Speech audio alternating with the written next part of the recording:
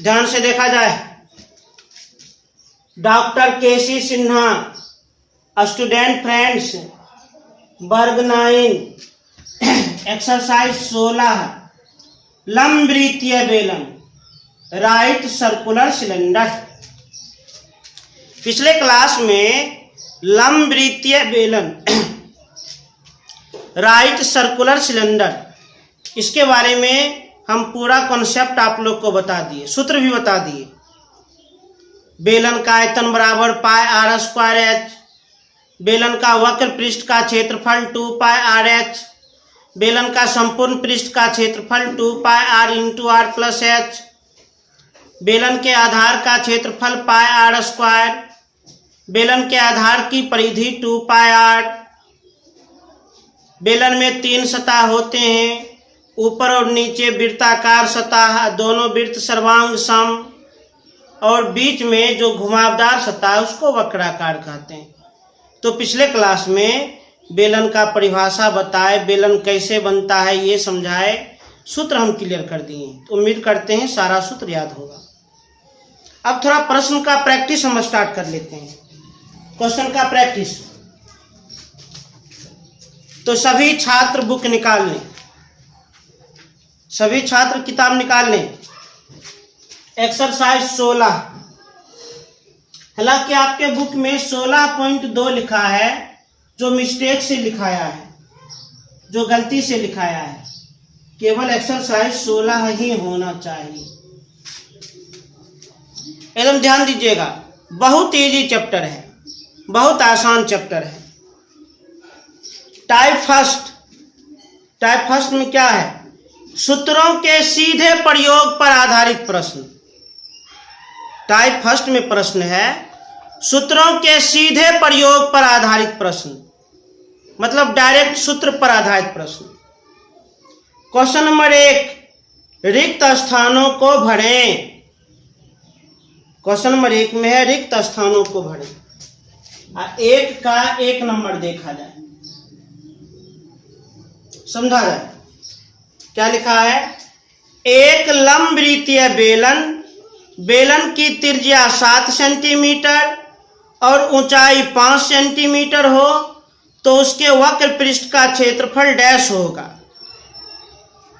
एक लंबवृत्तीय बेलन, लंबवृत्तीय बेलन की त्रिज्या 7 सेंटीमीटर और ऊंचाई 5 सेंटीमीटर हो तो उसके वक्र पृष्ठ का क्षेत्रफल डैश होगा।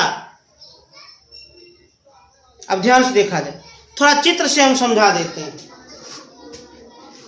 एक लंबवृत्तीय बेलन है, एक लंबवृत्तीय बेलन है। एक लंबवृत्तीय बेलन, बेलन की त्रिज्या 7 सेंटीमीटर और ऊंचाई 5 सेंटीमीटर हो तो उसके वक्र पृष्ठ का क्षेत्रफल डैश होगा।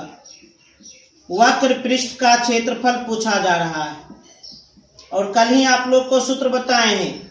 बेलन का वक्र पृष्ठ का क्षेत्रफल 2 पाई आर एच, 2 गुना पाई का मान 22/7 गुना त्रिज्या 7 गुना ऊंचाई 5, ये कट गया। 5 गुना 2 10, 22 गुना 10 220। क्षेत्रफल निकाले हैं तो सेंटीमीटर स्क्वायर। कितना सिंपल ये सब प्रश्न है, बहुत इजी प्रश्न है। हाँ, केवल सूत्र तटस्थ रहना चाहिए। सूत्र याद होगा बहुत आसानी से हम बना देंगे, सूत्र याद नहीं होगा तो काफी मुश्किल हो सकता है। अब देखा जाए क्वेश्चन नंबर 2, इसी का एक का ही क्वेश्चन नंबर 2। एक लंबवृत्तीय बेलन, बेलन की ऊंचाई 7 सेंटीमीटर तथा आधार का व्यास 10 मीटर है तो बेलन का आयतन डैश मीटर क्यूब होगा। फिर से सुना जाए। एक लंबवृत्तीय बेलन, बेलन की ऊंचाई 7 मीटर तथा आधार का व्यास 10 मीटर है तो बेलन का आयतन डैश मीटर क्यूब होगा। आराम से हम बतला सकते हैं, कोई भी दिक्कत नहीं होगी। एकदम ध्यान से देखा जाए। एक लंबवृत्तीय बेलन है,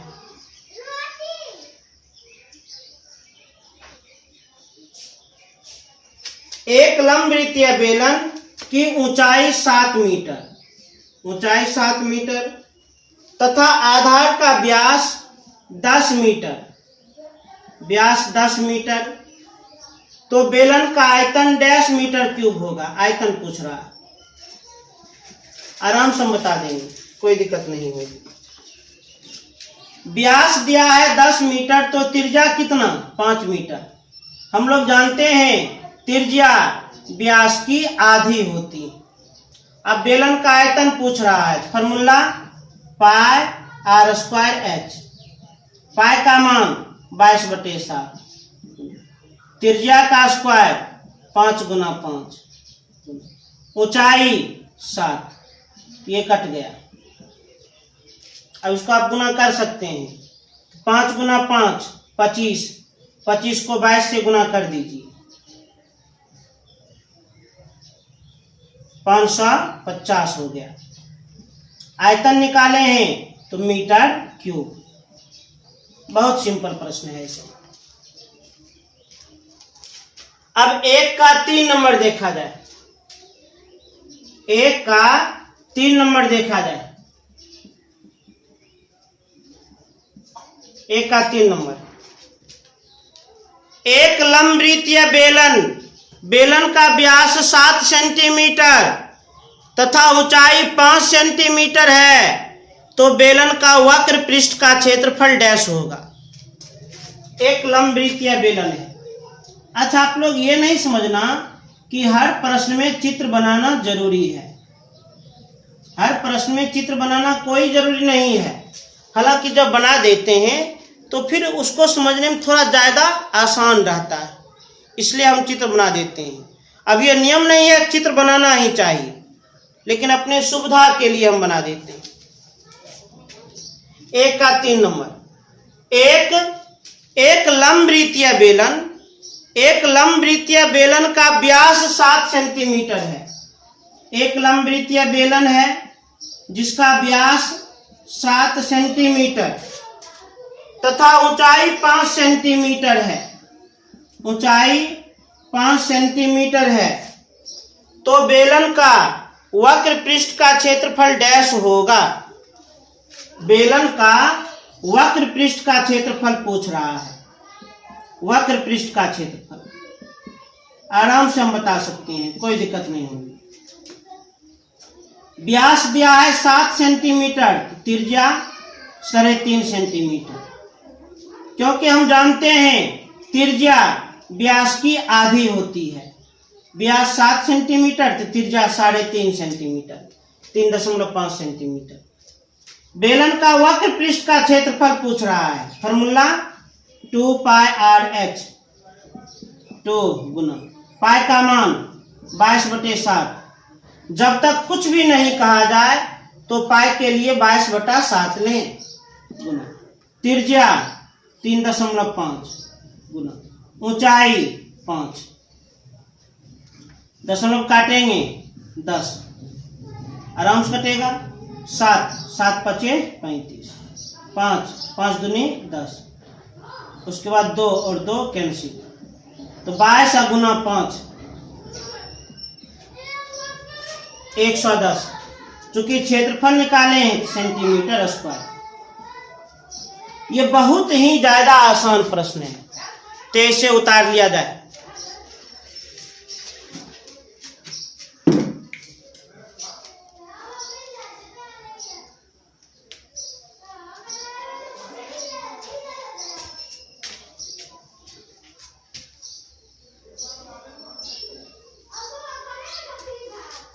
अब आगे देखा जाए, क्वेश्चन नंबर 2।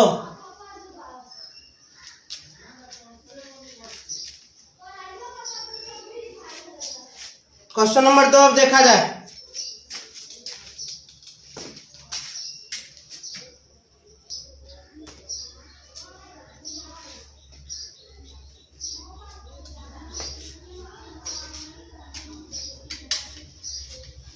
अब देखा जाए क्वेश्चन नंबर 2, एकदम एकाग्र मन से देखा जाए। 2 का 1 नंबर, 2 का 1 नंबर क्या कह रहा है किसी समबेलन, बेलन कहे कि लंबवृत्तीय बेलन कहे कि समवृत्ताकार बेलन कहे कि लंब वर्तुल बेलन कहे कि समबेलन कहे, सबका अर्थ एक ही होता है। किसी समबेलन की त्रिज्या 7 सेंटीमीटर तथा ऊंचाई 10 सेंटीमीटर है, उसके वक्र पृष्ठ का क्षेत्रफल क्या होगा? 2 का 1 नंबर। किसी समबेलन कहिए या लंबवृत्तीय बेलन कहिए, बात तो एक ही है। किसी समबेलन की त्रिज्या 7 सेंटीमीटर तथा ऊंचाई 10 सेंटीमीटर है, तो उसके वक्र पृष्ठ का क्षेत्रफल क्या होगा? पूछा जा रहा है वक्र पृष्ठ का क्षेत्रफल। जब बेलन की त्रिज्या और ऊंचाई ज्ञात हो तो बेलन का कोई भी माप हम बतला सकते हैं सूत्र के द्वारा। तो बेलन का वक्र पृष्ठ का क्षेत्रफल 2 पाई RH, 2 गुना पाई का मान 22/7, त्रिज्या 7 गुना ऊंचाई 10, ये कट गया, 22 गुना 2 44, 10 से गुना करेंगे 440, क्षेत्रफल है सेंटीमीटर स्क्वायर। अब देखा जाए 2 का 2 नंबर। 2 का 2 नंबर, एक लंबवृत्तीय बेलन के आधार का क्षेत्रफल पाई a स्क्वायर सेंटीमीटर स्क्वायर तथा ऊंचाई 20 सेंटीमीटर है, तो इसका वक्र पृष्ठ का क्षेत्रफल क्या होगा? 2 का 2 नंबर, एक लंबवृत्तीय बेलन, एक लंबवृत्तीय बेलन है, एक लंबवृत्तीय बेलन, एक लंबवृत्तीय बेलन के आधार का क्षेत्रफल पाई a स्क्वायर सेंटीमीटर स्क्वायर। बेलन के आधार का क्षेत्रफल, बेलन के आधार का क्षेत्रफल पाई a स्क्वायर सेंटीमीटर स्क्वायर तथा ऊंचाई 20 सेंटीमीटर है, ऊंचाई 20 सेंटीमीटर है, तो इसका वक्र पृष्ठ का क्षेत्रफल क्या होगा? वक्र पृष्ठ का क्षेत्रफल क्या होगा? एकदम ध्यान से देखा जाए, एकाग्र मन से समझा जाए। एक बेलन के आधार का क्षेत्रफल, और हम जानते हैं बेलन के आधार में वृत्त रहता है। बेलन के आधार का क्षेत्रफल पाई a स्क्वायर सेंटीमीटर स्क्वायर, बेलन की ऊंचाई 20 सेंटीमीटर, तो बेलन के वक्र पृष्ठ का क्षेत्रफल क्या होगा? आराम से हम बता देंगे। तो सबसे पहले सवाल का जो शर्त है उस शर्त का उपयोग किया जाए, शर्त का पालन किया जाए। शर्त होता ही है उपयोग करने के लिए। तो चूंकि शर्त दिया है बेलन के आधार का क्षेत्रफल, बेलन के आधार का क्षेत्रफल पाई a स्क्वायर सेंटीमीटर स्क्वायर। बेलन के आधार में वृत्त रहता है और वृत्त का क्षेत्रफल पाई r स्क्वायर बराबर पाई a स्क्वायर। सेंटीमीटर स्क्वायर तो मात्रक है। बराबर के दोनों ओर यदि कोई पद गुना में हो, एक समान हो तो काट सकते हैं। पाई को हम काट दिए तो केवल r बराबर होल स्क्वायर उधर जाएगा तो रूट में, तो रूट 100 a स्क्वायर का वर्गमूल a, तो r बराबर a सेंटीमीटर। तो शर्त का प्रयोग कर लिए। बेलन का त्रिज्या a सेंटीमीटर, बेलन की ऊंचाई 20 सेंटीमीटर, इसलिए वक्र पृष्ठ का क्षेत्रफल निकाल सकते हैं। वक्र पृष्ठ का क्षेत्रफल, अब बेलन के वक्र पृष्ठ का क्षेत्रफल फॉर्मूला 2 पाई RH, 2 गुना पाई का मान पाई ही रख सकते हैं, चाहे इच्छा है तो 22/7, कुछ ऑप्शन नहीं दिया है तो मेरा इच्छा है हम 22/7 रख देते हैं। त्रिज्या a और ऊंचाई b, अंश कौन से गुना, तो 44ab/7, क्षेत्रफल है सेंटीमीटर² अनुसार। तो ऐसे उतार लें।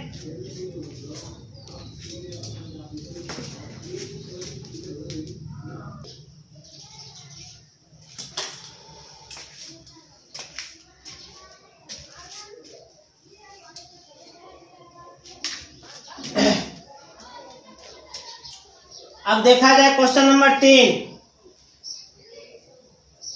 क्वेश्चन नंबर 3 एकाग्र मन से देखा जाए,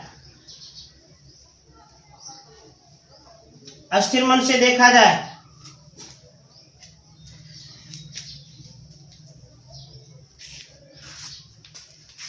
क्वेश्चन नंबर 3 में जो भी प्रश्न दिया गया है वो हर प्रश्न में ऑप्शन दिया है, ऑप्शन वाला प्रश्न है, तो कोई दिक्कत नहीं, आराम से बना सकते हैं। एकदम ध्यान से देखिएगा। 3 का 1 नंबर, यदि किसी लंबवृत्तीय बेलन के आधार की त्रिज्या आधी कर दी जाए तथा ऊंचाई अपरिवर्तित रहे तो मूल बेलन के आयतन तथा नए बेलन के आयतन का अनुपात निम्नलिखित में कौन सा होगा।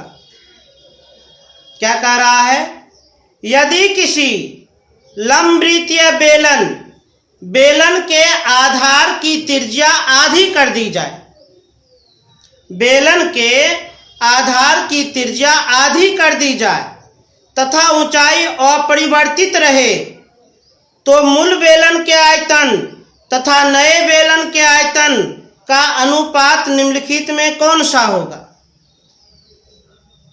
अच्छा, नया बेलन हम किसे कहते हैं? नया बेलन उसे माना जाता है जिसमें कुछ परिवर्तन हुआ हो। नया बेलन उसे माना जाता है जिसमें कुछ परिवर्तन हुआ हो, उसे ही माना जाता है। 3 का 1 मतलब इसमें 2 बेलन है, एक है मूल बेलन और एक है नया बेलन। तो सबसे पहले जान लीजिए, मूल बेलन हम उसे कहते हैं, मुख्य बेलन हम उसे कहते हैं जिसकी त्रिज्या r हो और जिसकी ऊंचाई h हो।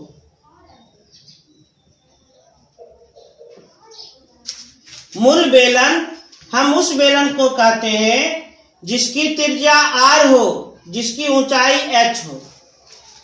और नया बेलन हम उस बेलन को कहते हैं जिसकी त्रिज्या और ऊंचाई प्रश्न के अनुसार परिवर्तित हो। नया बेलन हम उस बेलन को कहते हैं जिसकी त्रिज्या और ऊंचाई प्रश्न के अनुसार परिवर्तित हो। 3 का 1 क्या कह रहा है, यदि किसी लंबवृत्तीय बेलन के आधार की त्रिज्या आधी कर दी जाए, लंबवृत्तीय बेलन के आधार की त्रिज्या आधी कर दी जाए, इसकी त्रिज्या r तो इसकी त्रिज्या r/2 तथा ऊंचाई अपरिवर्तित रहे, इसकी ऊंचाई h तो इसकी भी ऊंचाई h, तो मूल बेलन के आयतन तथा नए बेलन के आयतन का अनुपात निम्नलिखित में कौन सा होगा। तो क्या कह रहा है, मूल बेलन के आयतन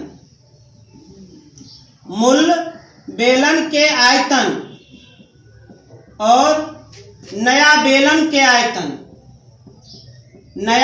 के आयतन का अनुपात क्या होगा। अनुपात बतलाओ, आराम से हम बतला देंगे, कोई दिक्कत नहीं। बेलन का आयतन होता है पाई त्रिज्या स्क्वायर गुना ऊंचाई। सिंबॉलिक रूप में समझो, बेलन का आयतन पाई त्रिज्या का स्क्वायर और गुना ऊंचाई। त्रिज्या और ऊंचाई जिस रूप में हो उसी रूप का प्रयोग करें।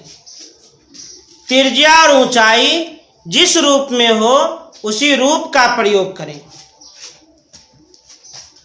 मूल बेलन का आयतन, ये है मूल बेलन का आयतन। तो पाई त्रिज्या स्क्वायर गुना ऊंचाई, पाई गुना त्रिज्या का स्क्वायर गुना ऊंचाई। अनुपात, अनुपात मीन्स बट्टा। नया बेलन का आयतन, ये रहा नया बेलन। नया बेलन का आयतन ये रहा पाई गुना त्रिज्या का स्क्वायर, त्रिज्या का स्क्वायर गुना ऊंचाई। अब कटेगा, पाई हो गया कैंसिल, एच हो गया कैंसिल। हर भिन्न के रूप में है तो अंश को भिन्न बना सकते हैं। आर का होल स्क्वायर, तो इसको लिखेंगे आर स्क्वायर बटा 1, आर बटे 2 का होल स्क्वायर, आर स्क्वायर बटे 4। जब भिन्न बटा भिन्न हो तो ऊपर वाले भिन्न को लिखकर और गुना करके नीचे वाले भिन्न को पलट दें। आर स्क्वायर बटे 4, तो 4 बटे आर स्क्वायर, ये कट गया अर्थात 4। तो 4 हुआ आंसर। हाँ, अनुपात निकाले हैं, ऊपर में 4 नीचे में 4 बटा 1, तो 4 अनुपात 1। कौन ऑप्शन हो गया? ऑप्शन नंबर हो गया है यहाँ पर सी। इस प्रश्न से हम लोग मूल रूप से क्या सीखें? मूल बेलन का त्रिज्या r और ऊंचाई h होता है। मूल बेलन का त्रिज्या r और ऊंचाई h होता है। और नया बेलन में कुछ ना कुछ परिवर्तन रहता है, कुछ ना कुछ चेंजिंग रहता है, कुछ ना कुछ परिवर्तन रहता है, ये ध्यान रखिएगा। और जब भी बेलन का आयतन निकालना हो तो पाई त्रिज्या का स्क्वायर गुना ऊंचाई। त्रिज्या और ऊंचाई जिस रूप में हो उसी रूप का प्रयोग करें, उसी रूप का प्रयोग करें। अब देखा जाए 3 का 2 नंबर, 3 का 2 नंबर क्या लिखा है? यदि किसी समबेलन, अरे भाई समबेलन कहे या बेलन कहे या लंबवृत्तीय बेलन कहे या लंबवर्तुल बेलन कहे, सब का अर्थ एक ही है।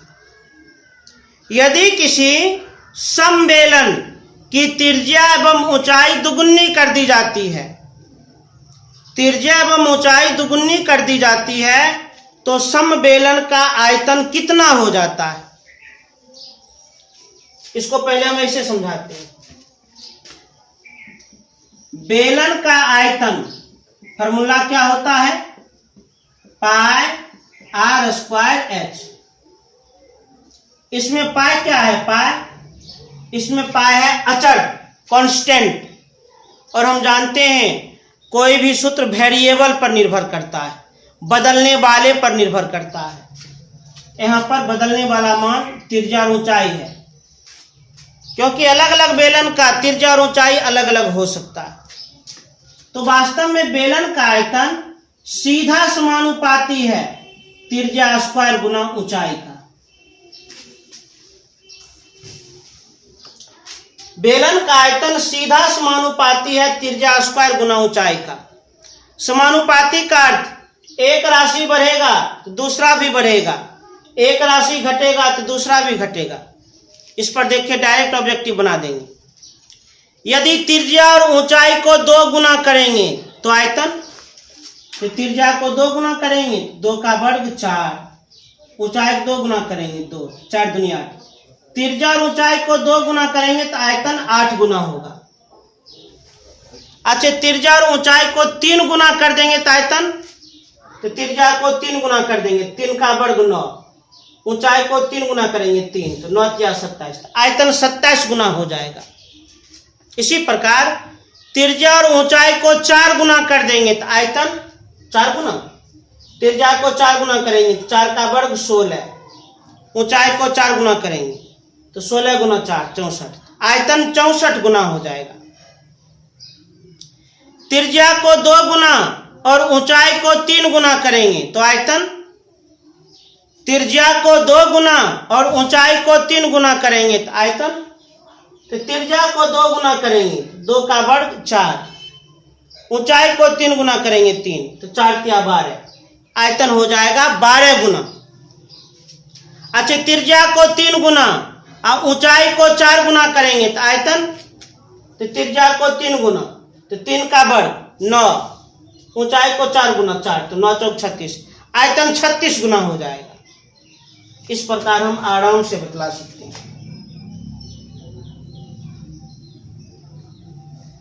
तो इसी तरह का एक प्रश्न है, यदि किसी समबेलन की त्रिज्या एवं ऊंचाई दुगुनी कर दी जाती है, त्रिज्या एवं ऊंचाई दुगुनी कर दी जाती है, तो समबेलन का आयतन कितना हो जाता है? चूंकि हम लोग जानते हैं समबेलन का आयतन, समबेलन का आयतन बराबर पाई r स्क्वायर h। यहाँ समबेलन कहो या बेलन कहो, बात एक ही है। समबेलन का आयतन पाई r स्क्वायर h। अब प्रश्न से, क्वेश्चन से, प्रश्न का क्या करना है? समबेलन की त्रिज्या एवं ऊंचाई दोगुनी कर दी जाती है, त्रिज्या को भी 2 गुनी और ऊंचाई को भी 2 गुनी कर दी जाती है, कर दीजिए, पाई गुना त्रिज्या को 2 गुनी कर देंगे तो 2r का होल स्क्वायर, ऊंचाई को 2 गुनी करेंगे 2h, सॉल्व कीजिए, पाई गुना 2r का होल स्क्वायर 4r स्क्वायर गुना 2h, तो 4 दूनी 8 गुना पाई r स्क्वायर h, पाई r स्क्वायर h। अब पाई r स्क्वायर h माने क्या? बेलन का आयतन। आयतन को किससे करते हैं सूचित? b से। यदि त्रिज्या और ऊंचाई को 2 गुना करेंगे तो आयतन 8 गुना हो जाएगा। त्रिज्या और ऊंचाई को 2 गुना करेंगे तो आयतन 8 गुना हो जाएगा। अर्थात कौन ऑप्शन? तो ऑप्शन नंबर हो जाएगा ये बी। ये सब बहुत इजी प्रश्न है, बहुत आसान प्रश्न है, तो इसे नोट किया जाए।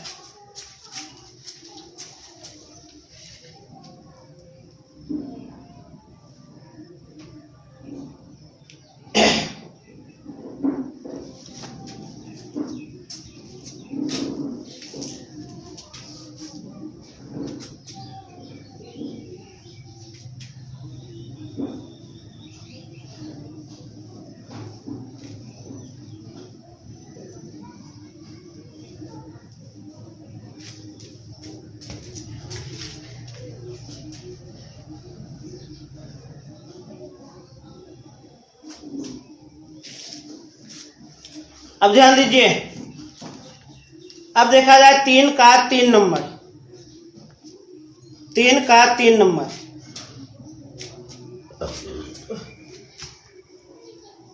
तीन का 3 नंबर प्रश्न क्या कहता है, थोड़ा एकाग्र मन समझा जाए। यदि किसी बेलन की त्रिज्या दुनी एवं ऊंचाई आधी कर दी जाए तो मूल बेलन तथा नए बेलन के आयतन का अनुपात निम्नलिखित में कौन सा होगा? तो आप लोग को हम समझाए हैं।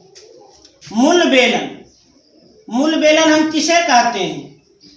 तो मूल बेलन वह होता है, मूल बेलन वह होता है जिसकी त्रिज्या को r से सूचित करते हैं और जिसकी ऊंचाई को s से सूचित करते हैं। मूल बेलन वह होता है जिसकी त्रिज्या को r से और जिसकी ऊंचाई को s से सूचित करते हैं। नया बेलन, नया बेलन किसे कहते हैं? तो नया बेलन वह होता है जिसकी त्रिज्या और ऊंचाई को प्रश्न के अनुसार परिवर्तित करते हैं। नया बेलन वह होता है जिसकी त्रिज्या और ऊंचाई को प्रश्न के अनुसार परिवर्तित करते हैं। तो 3 का 3 नंबर क्या कहता है? यदि किसी बेलन की त्रिज्या दुनी एवं ऊंचाई आधी कर दी जाए। यदि किसी बेलन की त्रिज्या दुन्नी एवं ऊंचाई आधी कर दी जाए, ऊंचाई को आधी कर दी जाए, कर दिया आधी, तो क्या कहता है? तो मूल बेलन तथा नए बेलन के आयतन का अनुपात निम्नलिखित में कौन सा होगा? तो पूछ रहा है मूल बेलन का आयतन और नए बेलन का आयतन, तो मूल बेलन का आयतन और नए बेलन के आयतन का अनुपात बतलाओ। आराम से बतला देंगे। बेलन का आयतन क्या होता है? फॉर्मूला पाई त्रिज्या स्क्वायर गुना ऊंचाई। बेलन का आयतन फॉर्मूला होता है पाई त्रिज्या स्क्वायर गुना ऊंचाई। मूल बेलन का आयतन यह है पाई गुना त्रिज्या का स्क्वायर गुना ऊंचाई, अनुपात मीन्स बट्टा। नए बेलन का आयतन यहां से पाई त्रिज्या का स्क्वायर ऊंचाई। अब सॉल्व किया जाए, ये तो कट जाएगा। आर का होल स्क्वायर, आर स्क्वायर गुना एच, 2r का होल स्क्वायर तो 4r स्क्वायर गुना ये क्या है? h बटा। सबसे पहले ये तो कट जाएगा, 2 दूनी 4। ऊपर में है r स्क्वायर गुना h और नीचे में 2r स्क्वायर गुना h। h कट गया, r स्क्वायर कट गया, ऊपर में अर्थात 1:2। मूल बेलन का आयतन और नए बेलन के आयतन का अनुपात 1:2 होगा, 1:2। Option number C, option number C. फिर से हम बोल रहे हैं मूल बेलन उसे कहते हैं जिसकी त्रिज्या को r और ऊंचाई को s से सूचित किया जाए, और नया बेलन हम उसे कहते हैं जिसकी त्रिज्या और ऊंचाई प्रश्न के अनुसार परिवर्तित किया जाए। अब देखिए क्वेश्चन नंबर 4, 3 का ही 4, एकदम ध्यान से। समान ऊंचाई वाले दो बेलनों की त्रिज्याओं में 2:3 का अनुपात है। समान ऊंचाई वाले दो बेलनों की त्रिज्याओं में 2:3 का अनुपात है, तो उनके आयतनों में क्या अनुपात होगा? तो उनके आयतनों में क्या अनुपात होगा? आराम से बतला सकते हैं। 4 नंबर, समान ऊंचाई वाले दो बेलनों की, 2 बेलन है,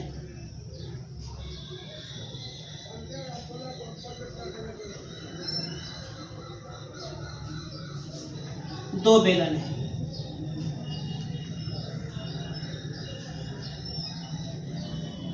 थोड़ा ध्यान दिया जाए क्या कह रहा। समान ऊंचाई वाले दो बेलनों की, 2 बेलन है जिसकी ऊंचाई समान है। पहला बेलन का ऊंचाई h है, दूसरे बेलन का ऊंचाई h। त्रिज्याओं में 2:3 का अनुपात है। दोनों बेलन के त्रिज्या में अनुपात दिया है, तो R1 अनुपात R2 कितना है? 2:3। तो उनके आयतनों में क्या अनुपात होगा? अर्थात V1 अनुपात V2 पूछा जा रहा है। V1 मने पहला बेलन का आयतन, V2 मने दूसरा बेलन का आयतन, और दोनों बेलन के आयतन का अनुपात पूछ रहा है। प्रश्न क्या कहा? 2 बेलन है, दोनों बेलन की ऊंचाई समान है, दोनों बेलन के त्रिज्याओं का अनुपात 2:3 है, तो दोनों बेलन के आयतन का अनुपात ज्ञात करें। आयतन का अनुपात हम आराम से ज्ञात कर लेंगे, कोई दिक्कत नहीं होगी। V1 अनुपात V2 मतलब पहले बेलन के आयतन और दूसरे बेलन के आयतन का अनुपात पूछ रहा है। डायरेक्ट सूत्र V1 माने पहले बेलन का आयतन, ये है पहला बेलन, इसका त्रिज्या हम R1 माने हैं। बेलन का आयतन पाई त्रिज्या स्क्वायर गुना ऊंचाई, पाई गुना त्रिज्या का स्क्वायर गुना ऊंचाई, अनुपात मीन्स बट्टा। V2 माने दूसरे बेलन का आयतन, यह है दूसरा बेलन, इसका त्रिज्या हम R2 माने। V2 माने दूसरे बेलन का आयतन और दूसरे बेलन का त्रिज्या R2 माने, तो दूसरे बेलन का आयतन पाई गुना त्रिज्या का स्क्वायर गुना ऊंचाई, ये कट गया, ये भी कट गया। अंश का भी होल स्क्वायर, हर का भी होल स्क्वायर, इसको लिख सकते हैं R1 बटे R2 का होल स्क्वायर। R1 बटे R2 का मान 2/3, तो 2/3 का होल स्क्वायर, तो 4/9, अर्थात दोनों बेलन के आयतन का अनुपात कितना होगा, तो 4:9 होगा। इसमें कोई ऑप्शन नहीं दिया गया है, ये आंसर हो गया, तो इसे नोट किया जाए।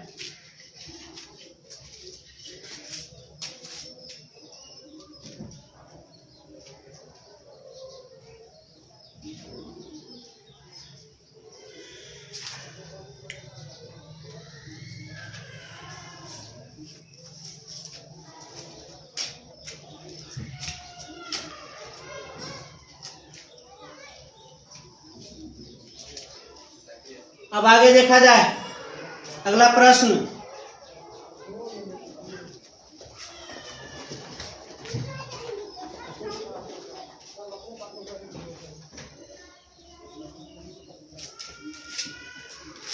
एकदम ध्यान से, अब 5 नंबर देखा जाए। 5 नंबर थोड़ा एकाग्र मन से सुना जाए। एक बेलनाकार बर्तन पानी से पूरा भरा है, उसके अंदर उस बर्तन के आंतरिक व्यास के आधे व्यास एवं आधी ऊंचाई की एक बेलनाकार वस्तु डाली जाती है। बर्तन में बचे हुए पानी की मात्रा एवं आरंभ के पानी की मात्रा का अनुपात क्या होगा? थोड़ा ध्यान दीजिए। एक बेलनाकार बर्तन पानी से पूरा भरा है, एक बेलनाकार बर्तन है और एक बेलनाकार बर्तन पानी से पूरा भरा है। एक बेलनाकार बर्तन है जो कि पानी से पूरा भरा हुआ है। एक बेलनाकार बर्तन है जो कि पानी से पूरा भरा हुआ है, पानी से हम पूरा भर दिए।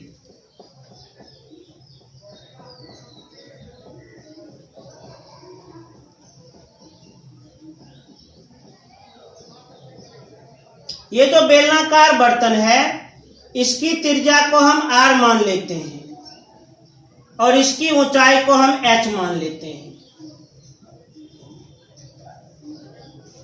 एक बेलनाकार बर्तन पानी से पूरा भरा है, बर्तन की त्रिज्या R और ऊंचाई H मान ली। उसके अंदर उस बर्तन के आंतरिक व्यास के आधे व्यास एवं आधी ऊंचाई की एक बेलनाकार वस्तु डाली जाती है। इसके अंदर में एक बेलनाकार वस्तु डाली जाती है। बर्तन के अंदर में एक बेलनाकार वस्तु डाली जाती है, बेलनाकार वस्तु डाली जाती है और इस बेलनाकार वस्तु की माप भी दी गई है। बेलनाकार वस्तु की माप बर्तन के व्यास की आधी व्यास, तो त्रिज्या भी आधी, अर्थात इसकी त्रिज्या होगा R/2 और इस वस्तु की ऊंचाई बर्तन की ऊंचाई की आधी, अर्थात H/2। अब स्वाभाविक है बर्तन में पानी भरा हुआ था उस बर्तन में हम एक बेलनाकार वस्तु डाल दिए हैं, तो इस वस्तु के अनुसार पानी तो बाहर निकल जाएगा, पानी तो बाहर फेंका जाएगा, पानी तो बाहर गिर जाएगा। तो क्या पूछा जा रहा है, बर्तन में बचे हुए पानी की मात्रा एवं आरंभ के पानी की मात्रा का अनुपात क्या होगा। बर्तन में बचे हुए पानी की मात्रा एवं आरंभ में पानी की मात्रा, दोनों का क्या पूछ रहा है, अनुपात पूछ रहा है। बर्तन में बचे हुए पानी की मात्रा और आरंभ में पानी की मात्रा, दोनों का अनुपात पूछ रहा है। अनुपात आराम से अनुपात हम ज्ञात कर लेंगे, कोई दिक्कत नहीं। अच्छा, इस बर्तन में बचे हुए पानी की मात्रा कैसे निकालें। तो संपूर्ण बर्तन का आयतन निकाल लीजिए, इस बेलनाकार वस्तु का आयतन घटा दीजिए, जो बचेगा वो बचे हुए पानी की मात्रा। यह मात्रा का अर्थ आयतन से है। बचे हुए पानी की मात्रा कैसे ज्ञात करें। तो संपूर्ण बेलन का आयतन अब माइनस अंदर वाले बेलनाकार वस्तु का आयतन, डायरेक्ट निकाल लेते हैं। याद रखना, बेलन का आयतन पाई त्रिज्या स्क्वायर गुना ऊंचाई।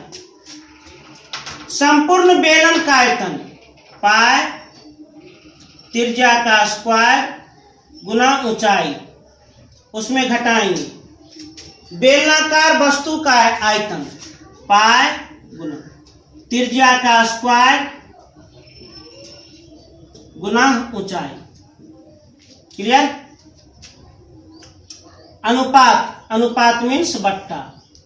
आरंभ में पानी की मात्रा, यह मात्रा का अर्थ आयतन से है। आरंभ में पानी की मात्रा, आरंभ में इसका अर्थ जिस समय बेलनाकार वस्तु नहीं गिराया गया था, तो आरंभ में पानी की मात्रा कितनी होगी। तो संपूर्ण बेलन के आयतन के बराबर, संपूर्ण बेलन के आयतन के बराबर। तो पाई त्रिज्या का स्क्वायर गुना ऊंचाई। अब सॉल्व करें, तो ऊपर में है pi r square h, pi r बटे 2 का होल स्क्वायर, आर स्क्वायर बटे 4 गुना एच बटा 2, एच बटा 2 बट्टा में कुछ होती है, बट्टा में क्या है पाई आर स्क्वायर एच। अब अंश में भिन्न का घटा किया जाए, हर का एलसीएम 8, 1 और 8 भाग करेंगे 8, इससे गुना करेंगे 8 पाई आर स्क्वायर एच। 8 और 8 भाग करेंगे 1, इससे गुना करेंगे पाई आर स्क्वायर एच बट्टा pi r square h. 8 pi r square h में घटाएंगे पाई आर स्क्वायर एच, तो 7 पाई आर स्क्वायर एच हो जाएगा बटा 8। और बट्टा में क्या है पाई आर स्क्वायर एच, बट्टा में हम 1 लिख सकते हैं। तो जब भिन्न बटा भिन्न हो, जब भिन्न बटा भिन्न हो, तो ऊपर वाले भिन्न को लिख दिया जाता है, लिख दिए हम, और गुना करके नीचे वाले भिन्न को पलट दिया जाता है। तो पाई आर स्क्वायर एच बटे 1 पलट देंगे, तो 1 बटा pi r square h. Pi r square h, pi r square h cancel, अंश को अंश से गुना, हर को हर से गुना, 7 बटे 8 अर्थात 7 अनुपात 8। बचे हुए पानी की मात्रा और आरंभ में पानी की मात्रा का अनुपात 7 अनुपात 8 होगा। अर्थात कौन सा ऑप्शन, ऑप्शन नंबर हो जाएगा ए, इसका ऑप्शन नंबर ए। तो इसे नोट कर लिया जाए।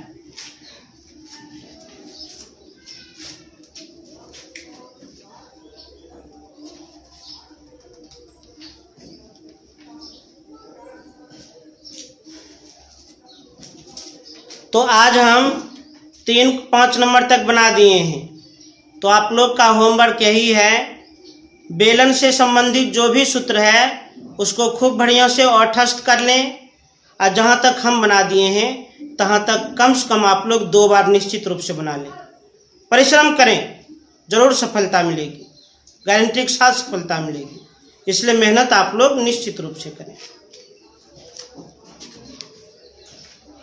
उसके बाद फिर आप लोगों से गुजारिश है, चैनल को सब्सक्राइब करें, लाइक करें और ज़्यादा से ज़्यादा शेयर करें, जिससे अधिक से अधिक छात्रों को इसका लाभ मिल सके। धन्यवाद।